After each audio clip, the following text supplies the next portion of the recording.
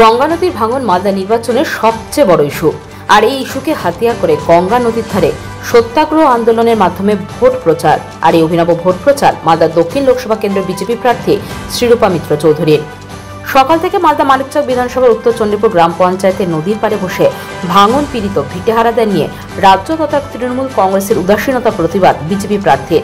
ভাঙন দুর্গত এলাকায় প্রচার করলেন মালদা তৃণমূল কংগ্রেস কেন্দ্রের প্রার্থী শাহনাজ আলী রায়হান।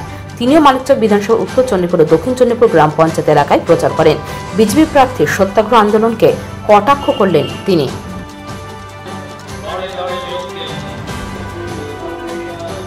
আজকে ভূতনি দিয়ারায় হিরানন্দপুর অঞ্চল, যেখানে আমি সত্যাগ্রহে বসেছি, এই এলাকা ভাঙনের দ্বারা চরম বিপর্যস্ত।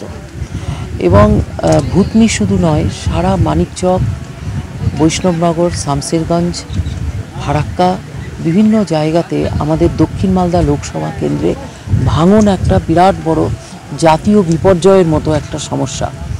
কিন্তু আজ ৭৫ বছর হয়ে গেল স্বাধীনতার। বহু মানুষ, হাজার হাজার মানুষ, তারা বাস্তুভিটে হারিয়েছেন, জমি হারিয়েছেন, গবাদি পশু হারিয়েছেন, সরকারি স্কুল, বড় বড় মন্দির গঙ্গাবক্ষে ভেসে গিয়েছে। কিন্তু আমরা তার কোনো স্থায়ী সমাধান আজ পর্যন্ত পেলাম না। এলাকাবাসী তারা হোমলেস হয়েছেন, ডেস্টিটিউট হয়ে গেছেন, একেবারে সর্বহারা, কিছুই তাদের নেই। তারা পরিযায়ী শ্রমিকের কাজ নিয়ে বাইরে চলে যাচ্ছেন, তাদের বাড়িঘর না থাকার জন্য তাঁবু খাটিয়ে গঙ্গার ধারে তারা বসে রয়েছেন। মাঝে মাঝে এমন বিপর্যয় ঘটছে যে গঙ্গার ধারে তাঁবু খাটিয়ে কিছুদিন আগে আমাদের অনুপনগর, পার অনুপনগরের কিছু বাড়ি, 15টা বাড়ি, তারা গঙ্গা ভাঙনে তারা বাড়ি হারানোর পর পার অনুপনগরের চরে এসে বসে এবং 15টা বাড়ি তাদের আবার আগুনে পুড়ে গেল। এই ধরনের বিপর্যয়ের মধ্যে এলাকাবাসী রয়েছেন। আমার মনে হয়েছে বিশ্বের সবচাইতে বড় দল আমাকে আজকে লোকসভার প্রার্থী করেছে দক্ষিণ মালদা কেন্দ্র থেকে। আমার সংকল্প নেওয়া উচিত যে এই নির্বাচনে জন আশীর্বাদ পেলে এখানকার মানুষের জন্য স্থায়ী সমাধান মানে শুধু আজকে নয়, আগামী 50 বছরে এই এলাকার মানুষকে কিভাবে বাঁচানো যায়, তার জন্য কি করা উচিত, সেটার স্থায়ী সমাধান আমাদের দরকার। এছাড়াও যারা বাড়ি ঘর বাস্তু ভিটে হারিয়ে আজকে বেঘর হয়েছেন এবং হোমলেস হয়ে গিয়েছেন, তাদেরকে কিভাবে আমরা কম্পেনসেশন দিতে পারি, তাদের জন্য কি রিহ্যাবিলিটেশন হওয়া উচিত, তার জন্য সকল প্রকারের যারা অথরিটি রয়েছেন, সে কেন্দ্র হোক, রাজ্য হোক, বিভিন্ন প্রকারের গভর্নমেন্ট, নন গভর্নমেন্ট অথরিটির কাছে আমি দৃষ্টি আকর্ষণ করছি এবং অ্যাপিল করছি এই সত্যাগ্রহের মাধ্যমে যে আমাদের এখানকার মানুষকে বাঁচান এবং এখানকার মানুষকে বাঁচানোর জন্য কী ধরনের পরিকল্পনা হওয়া উচিত, সেই স্থায়ী সমাধান আমাদের দরকার। আজকে এখানকার ভূতনিবাসী যারা রয়েছেন, মানে কৃষিজীবী, শ্রমজীবী মানুষ, তারা সবাই এখানে এসেছেন। বয়োজ্যেষ্ঠ গুরুজনরা এসেছেন, ভারতীয় জনতা পার্টির সমস্ত সিনিয়র নেতৃত্ব তারা এখানে উপস্থিত আছেন, আমার পাশে আছেন। এবং গ্রামের যত সাধারণ মানুষ তারাও সবাই এখানে দলে দলে সকাল থেকে আসছেন। আমি সকাল থেকে বসেছি, দলে দলে মানুষ বিভিন্ন গ্রাম থেকে এসে এখানে আমার সঙ্গে দেখা করছেন এবং তারা সাহস যোগাচ্ছেন, তারা আশীর্বাদ দিচ্ছেন যেন আমরা এই প্রবলেমের স্থায়ী সমাধান করতে পারি। আমার কাছে লোকসভা নির্বাচন, আগেও আপনাদের বহুবার বলেছি, এটা একটা তপস্যা এবং সাধারণ মানুষের, খেটে খাওয়া মানুষের অধিকারের প্রতিষ্ঠা করার জন্যই কিন্তু এই লড়াইয়ে আমি নেমেছি। তাই এই লড়াইয়ের মধ্যে সবচাইতে ভাইটাল প্রায়োরিটি নাম্বার 1 হচ্ছে আমাদের ভাঙন। আমি আজকে সংকল্প নিলাম এবং আমাদের প্রধানমন্ত্রী বলেছেন সংকল্প থেকে সিদ্ধি। আমরা সংকল্পবদ্ধ হলেই তবেই কিন্তু আমরা তার সমাধান আলটিমেটলি করতে পারবো। চাষিদের অভিযোগ তো আজকে নতুন শুনছি না, দীর্ঘকালই শুনে আসছি। বিষয়টা একটাই যে ভাঙনের সর্বগ্রাসী ভাঙন, গঙ্গার ভাঙন, নদীর গতি পরিবর্তন হচ্ছে আর নদীর দুধার থেকে আমাদের মাটি কেটে যাচ্ছে। এই সমস্যার জন্য বাড়ি ঘর তারা হারিয়েছেন, বাস্তুভিটা হারিয়েছেন, গবাদি পশু হারিয়েছেন, স্কুল মন্দির সব হারিয়েছেন এবং তাদের যে বেসিক সার্ভাইভাল, তারা যে বেঁচে থাকবেন, সে বেঁচে থাকার জন্য যে ন্যূনতম ব্যবস্থা, সেটা কিন্তু কোনো সরকার করে দিতে পারেনি। আজকে মানুষের অভিযোগ বলতে তারা অত্যন্ত অসহায় এবং তাদের পাশে কেউ নেই।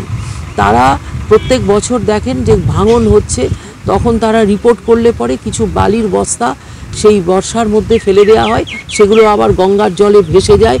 কিছু লো কোয়ালিটির ইট, কিছু দালাল, কিছু কন্ট্রাক্টর তারা এসে ওই ধরনের ইট ব্যবহার করে ভাঙন প্রতিরোধ করার একটা ফলস প্রমিস মানুষকে দিয়ে তারা সেখান থেকে পালিয়ে যান। এবং আমাদের এই দক্ষিণ মালদায় বিভিন্ন রকমের সরকারি প্রকল্প থেকে এই জায়গাতে প্রচুর অর্থ নষ্ট করা হয়েছে। তার কারণ এর কোনো স্থায়ী সমাধান বা পরিকল্পনা না করে যদি কেবল বালির বস্তা ফেলে দেওয়া হয় তাহলে কিন্তু এই সমস্যার সমাধান হতে পারে না, সেটা এলাকার মানুষ দেখেছেন। এর জন্য সুপরিকল্পিত ব্যবস্থা নিতে হবে এবং বিজ্ঞানসম্মত ব্যবস্থা নিলে তাহলেই কিন্তু ভাঙন প্রতিরোধ করা সম্ভব। এবং আজকে যে আমাদের বাঁধ রয়েছে ভুতনি এলাকার, সে বাঁধ অত্যন্ত ভালনারেবল। বাঁধের ওপরেই মানুষ তাঁবু খাটিয়ে থাকছেন এবং প্রত্যেক বছর এই বাঁধের ওপরে তাঁবু খাটিয়ে থাকা মানুষরা তারা কখনো আগুন লেগে ঘরবাড়ি পুড়ে যাচ্ছে, মারা যাচ্ছেন। তাদের কাছে ন্যূনতম খাদ্য, বস্ত্র এবং থাকার সামান্য ছাদ, মাটির ছাদটা পর্যন্ত তাদের মাথার উপর নেই। এবং প্রধানমন্ত্রী আবাস যোজনা, যেটা একটা ইম্পর্টেন্ট ন্যাশনাল ফ্ল্যাগশিপ স্কিম, আমাদের দুর্ভাগ্য যে পশ্চিমবাংলা এবং দক্ষিণ মালদায় যে সমস্ত মানুষ ভাঙনের দ্বারা কবলিত হয়ে বাড়িঘর হারিয়েছেন তাদের জন্য প্রধানমন্ত্রী আবাস যোজনার আবাস ফাস্ট ট্র্যাক গতিতে দিতে পারত, লোকাল গভর্নমেন্ট দিতে পারত, কিন্তু তারা সেই ব্যবস্থা করেনি। এমনকি তাদেরকে কোনো কম্পেনসেশন দেওয়া হয়নি। তাদেরকে একটা প্রাইমারি স্কুলে উঠিয়ে বসিয়ে দেওয়া হয়। দিন 15 বিডিও সাহেবরা মিডিয়ার অ্যাটেনশন নেওয়ার জন্য কিছু চাল, কিছু ত্রিপলের ব্যবস্থা করেন এবং তাই দিয়ে কিন্তু মানুষগুলোর জীবন চলে না। দীর্ঘদিন ধরে তারা এই বিশাল একটা বিপর্যয়ের মুখে রয়েছেন। এটা একটা বিরাট প্রাকৃতিক বিপর্যয়, কিন্তু একটা প্রাকৃতিক বিপর্যয় বছরের পর বছর ঘটবে আর আমরা চুপচাপ সেই জায়গায় সাংসদ বা বিধায়ক হয়ে বসে থাকবো, এটা তো হতে পারে না। আন্দোলনের যে একটা বড় নাম সত্যাগ্রহ, দেশকে স্বাধীন করার স্বার্থে মহাত্মা গান্ধী যিনি সত্যাগ্রহ আন্দোলন করেছিলেন, সেই সত্যাগ্রহ আন্দোলনের আজকে অপমান করা হচ্ছে। আজকে এখানে কি জন্য তিনি সত্যাগ্রহ করছেন আমি বুঝতে পারছি না। কারণ এই যে ভুতনি এলাকার ভাঙন, গঙ্গা ভাঙন, এটা আজকে নতুন করে হঠাৎ করে 2011 সালে জন্মগ্রহণ করেনি। দীর্ঘদিন ধরে ভাঙন হচ্ছে এবং রাজ্য সরকার বারে বারে আন্দোলন সংগঠিত করেছেন, কেন্দ্রীয় সরকার বারে বারে চিঠি করেছেন, বলেছেন এই ভাঙন যদি প্রতিরোধ করা না যায় তাহলে দীর্ঘ এলাকা জুড়ে মালদার একদিন নদীতে পরিণত হয়ে যাবে। তখন কিন্তু ইনি এক এমএলএ ছিলেন, এর আগে ভোটেও দাঁড়িয়েছিলেন। মাঝখানে আমরা কোনোদিন ওনাকে দেখিনি, এখানকার মানুষের পাশে এসে দাঁড়িয়েছেন। আজকে একেবারে নাটকীয় ভঙ্গিতে, উনি একজন ভদ্র মহিলা, তার বিরুদ্ধে আমি কিছু বলতে চাই না, কিন্তু একটা পঞ্চরস গানের মানুষ যেভাবে করে সেভাবে তিনি ওখানে শুয়ে আছেন শুনলাম, আমি দেখতে পাইনি। আমি মনে করি যে একটা লজ্জার বিষয়টা, এবং এটাকে ভুতনির মানুষ, মালদার মানুষ ভালোভাবে গ্রহণ করবেন না। যে মমতা ব্যানার্জি তিনি লাগাতারভাবে, মমতা ব্যানার্জির সমস্ত কর্মীরা লাগাতারভাবে, বিধায়করা লাগাতারভাবে আন্দোলন সংগঠিত করছেন গঙ্গা ভাঙন প্রতিরোধের জন্য। মমতা ব্যানার্জির নেতৃত্বেই গঙ্গা ভাঙন প্রতিরোধ হবে, পুনর্বাসন হবে। উনি যে নাটক করছেন, জিততে তো ভোটে পারবেনই না, বরঞ্চ মানুষের কাছে খুব ছোট হয়ে যাচ্ছেন এবং মানুষকে ছোট করে দিচ্ছেন। এটা কিসের সত্যাগ্রহ? উনি কেন্দ্রীয় প্রকল্পে টাকা নিয়ে আসুক। উনি এতদিন ধরে 2014 থেকে কেন্দ্র সরকার এখানে ক্ষমতায় আছে, এতদিন মনে পড়লো না। যখন ভোটের কাঠি বেজে গেছে, ভোটের যখন ঘোষণা হয়ে গেছে তখন মনে পড়ছে। উনি যেইখানে কাজ করছেন, উনি একজন রানিং এমএলএ। উনি রানিং এমএলএ হয়ে ইংরেজবাজার থেকে হারিয়ে গেলেন। উনি নিজেকে নির্ভয়া দি বলছেন, উনি তো নিরুদ্দেশ দি। উনি নিজের বিধানসভা কেন্দ্রে ভোটে জেতার পর হারিয়ে গেলেন, আজকে এসছে নমিনেশন ফাইল করতে, এবং করোনা কালে উনাকে কেউ খুঁজেও পেল না।